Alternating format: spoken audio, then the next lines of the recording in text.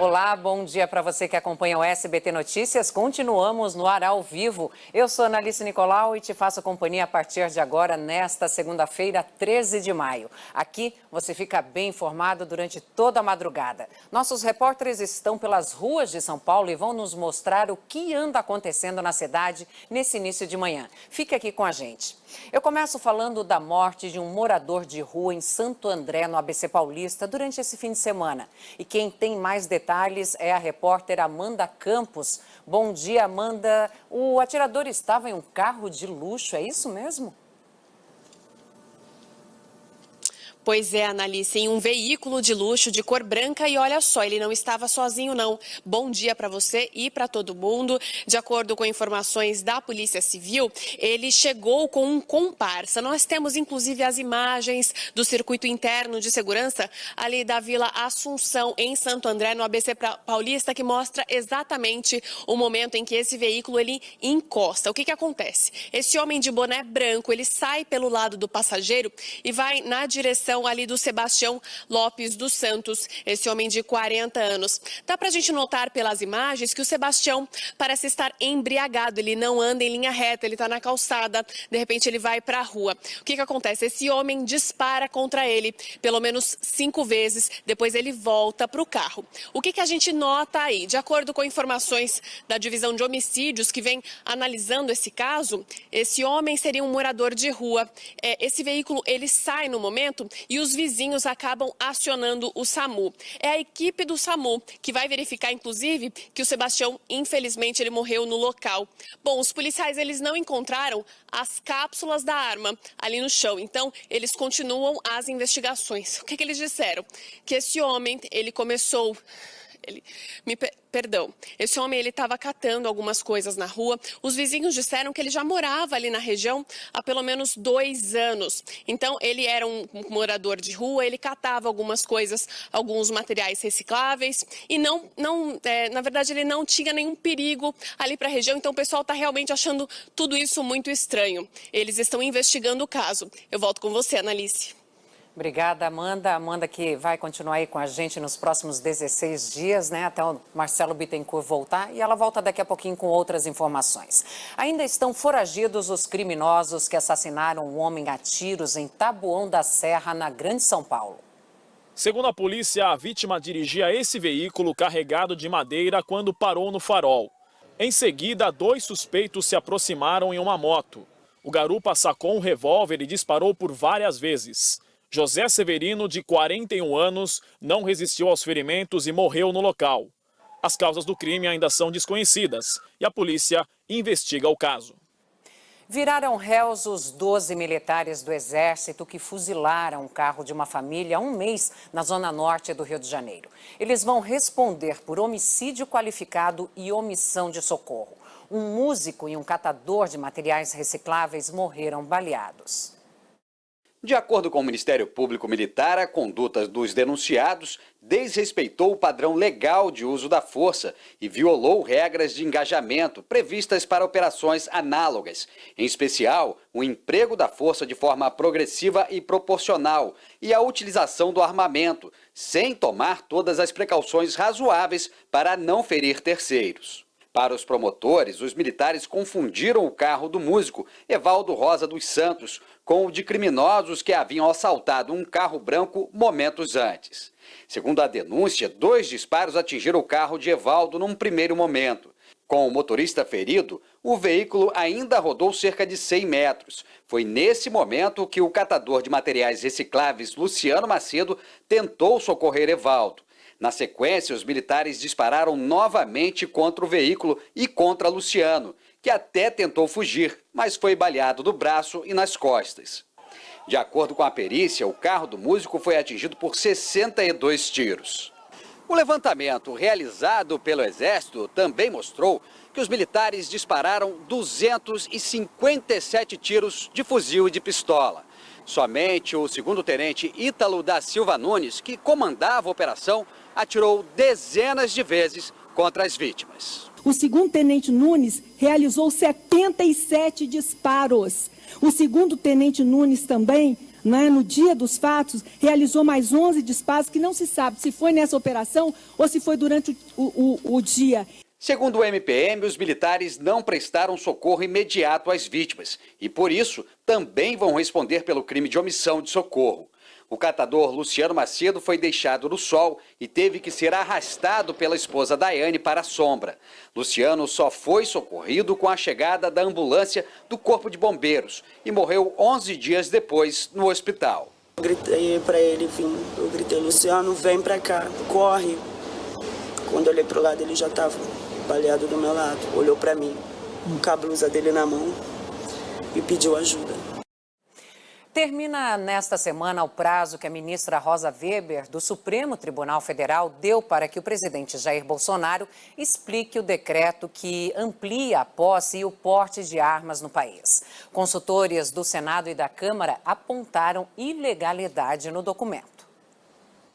A ação chegou ao STF pelo partido Rede Sustentabilidade, que alega que o presidente não tem competência para ampliar o porte de armas e que isso é assunto para o Congresso Nacional. Tenho certeza que isto é uma sinalização para que dentro em pouco este decreto que arma a sociedade e tenta jogar a responsabilidade da segurança pública para o cidadão seja derrubado. É a única decisão possível para um ato inconstitucional e que ofende a todos. O alcance do decreto causou forte repercussão em diversos setores da sociedade, especialmente entre os opositores de Bolsonaro. Mas o documento tem resistência até entre alguns integrantes da bancada evangélica, que apoiam Bolsonaro, mas identificam excessos. Eu entendo e defendo a legítima defesa do cidadão e acho que para isso a posse de armas já resolve o problema. O decreto exarado pelo presidente essa semana,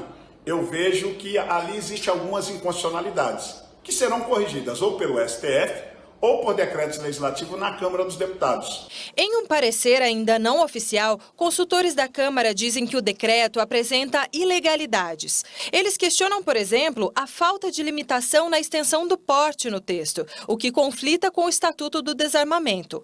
Para os técnicos, o porte precisa ser temporário e limitado territorialmente.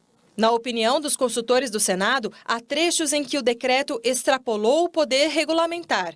Um deles é a ampliação do porte de armas para a categoria como caminhoneiros e jornalistas que fazem cobertura policial sem comprovação da necessidade efetiva do porte por esses profissionais.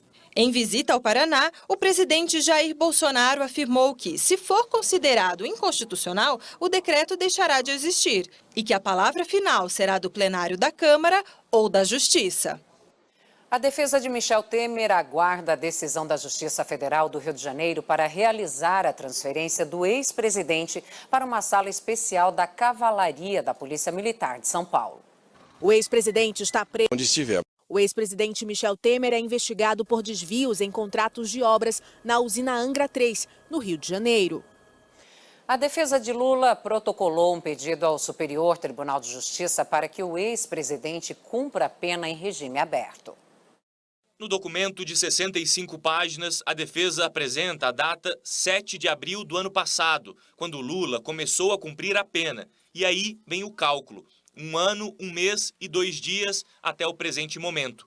Segundo os advogados, esse tempo seria correspondente ao regime semiaberto. Mas como não houve essa progressão, a defesa pede a fixação para o regime aberto. No dia 23 de abril, o Superior Tribunal de Justiça manteve a condenação de Lula no caso do triplex, no Guarujá, mas reduziu a pena para 8 anos e 10 meses. Agora, os advogados do ex-presidente querem esclarecer pontos dessa decisão. Para isso, apontam contradições, omissões e detalhes considerados obscuros no julgamento. Pedem a anulação do processo ou a absolvição do ex-presidente. Este jurista explica que recursos como este normalmente não costumam alterar a decisão tomada pela turma do tribunal. Na literatura jurídica, na jurisprudência do STJ, a gente conhece casos em que em embargos de declaração foram atribuídos efeitos modificativos e se mudou uma decisão que já tinha sido alterada. É bom que fique claro que isso não é usual, não é o cotidiano, que isso não é a regra.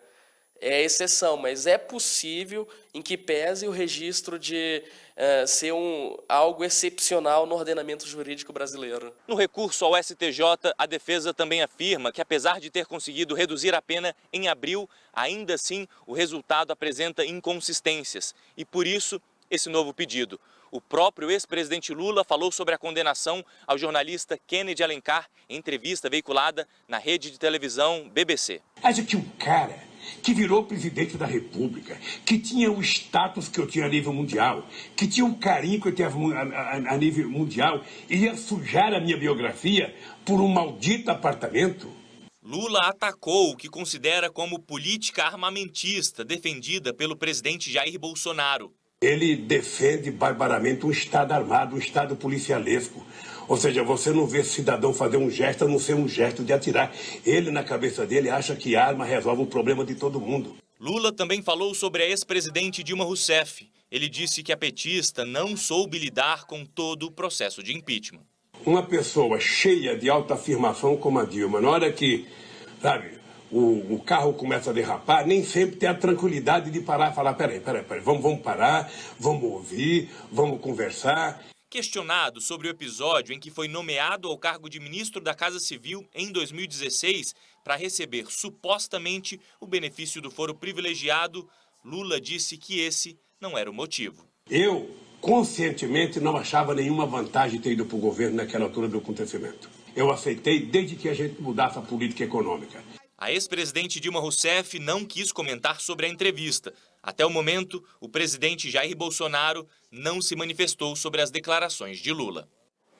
O governador de São Paulo, João Dória, foi condenado a pagar 50 vezes o valor que recebia como prefeito da capital paulista pelo uso do slogan Acelera São Paulo.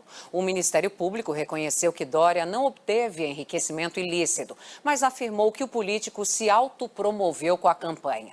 Em nota, o governo de São Paulo afirmou que a defesa de João Dória irá recorrer da decisão do Tribunal de Justiça. Morreu nesse domingo o deputado argentino Héctor Olivares, que sofreu um ataque a tiros na semana passada. Héctor Olivares estava internado em estado grave. Ele passou por 2 cirurgias, mas não resistiu aos ferimentos. O ataque aconteceu na última quinta-feira, próximo ao Congresso em Buenos Aires. O deputado caminhava pela rua com o assessor e amigo Miguel Iadon, quando foram surpreendidos com tiros disparados de dentro de um carro estacionado.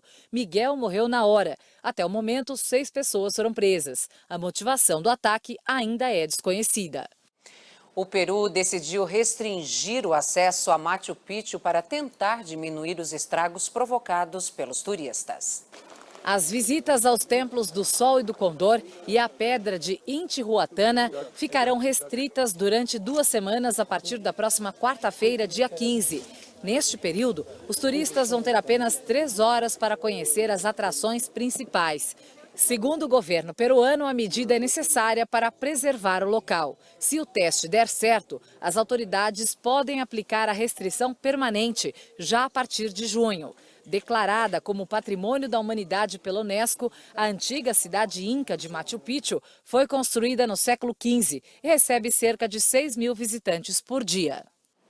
E de volta aqui ao Brasil, turistas e moradores do Rio de Janeiro ainda enfrentam problemas provocados pela tempestade que matou 10 pessoas há mais de um mês. Visitar um dos pontos mais famosos dos cartões postais da cidade, por exemplo, virou um desafio.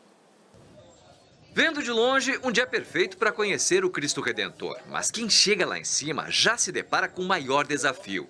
Os elevadores estão interditados e aí a única saída é enfrentar a pé os 220 degraus até a base do monumento. Esta turista chilena até tentou, mas acabou desistindo. Tenho asma e estou muito cansada, desabafou Iracila. Não fosse até o Cristo? Não fui capaz. Dona Creuza, de 65 anos, veio de São Paulo e encarou o desafio. 3 lances de escada e já fez a primeira pausa. Teve que dar uma parada? Sim, muita canseira. É tanta gente que fica ainda mais exaustivo. No meio do caminho, água e outro descanso. Mas bem rápido, porque é preciso seguir em frente. Ao ver a imagem do Cristo, gigante, falta fôlego, mas de cansaço mesmo. Nossa, muito cansada.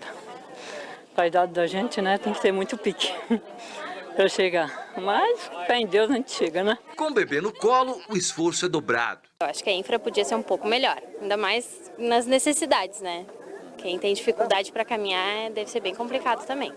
No alto do Corcovado, bem do ladinho do Cristo, mais um problema. As escadas rolantes também não estão funcionando e não há previsão de quando vão passar por manutenção. Os transtornos para os turistas aqui começaram há um mês, quando um forte temporal atingiu a cidade. Entre os dias 8 e 9 de abril, a mais intensa chuva registrada no Rio nos últimos 22 anos matou 10 pessoas e causou estragos em várias regiões.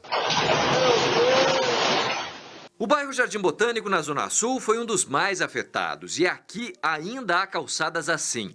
E muitas casas continuam destruídas ou cobertas pela lama. No quintal de Dona Tânia, o cenário é este. Fez um mês e até agora a gente está assim nessa situação. Fábio perdeu tudo e está reconstruindo a casa com as próprias mãos. Dessa vez a água realmente veio com tudo, a gente está tendo que recomeçar praticamente do zero. Este museu na zona oeste do Rio ainda não reabriu as portas. O prédio foi alagado e 300 peças foram retiradas às pressas. O prejuízo é estimado em R$80 mil e uma campanha na internet foi criada para arrecadar doações. A gente está com uma campanha de financiamento coletivo, que é Salve o Museu do Pontal, que é justamente para reformar essas vitrines e colocar esse acervo em segurança. A Prefeitura do Rio de Janeiro disse que haverá uma reunião com representantes do Museu Casa do Pontal em busca de uma solução para o problema e prevê para 3 meses a conclusão de obras no Jardim Botânico. Sobre o Cristo Redentor, o Instituto Chico Mendes, responsável pelo ponto turístico, informou que problemas estruturais por falta de manutenção adequada determinaram a interdição dos elevadores e escadas rolantes. Ainda não há data para realizar o conserto. 3 detentos morreram e outros 3 ficaram feridos durante uma rebelião em um presídio no sudeste do Pará. O tumulto começou após uma briga entre facções. Detentos renderam 5 agentes penitenciários que faziam uma segurança na parte interna do presídio. Os presos reivindicavam melhorias no atendimento médico, alimentação, entrada de cigarros que havia sido proibido há algum tempo, dentre outros. De acordo com o promotor de justiça, as reivindicações já eram de conhecimento das autoridades. Mensalmente, o Ministério Público faz visitas carcerárias aqui no estabelecimento prisional. E muitas dessas queixas já são recorrentes e todos os órgãos vêm atuando para tentar minimizar esses problemas, né?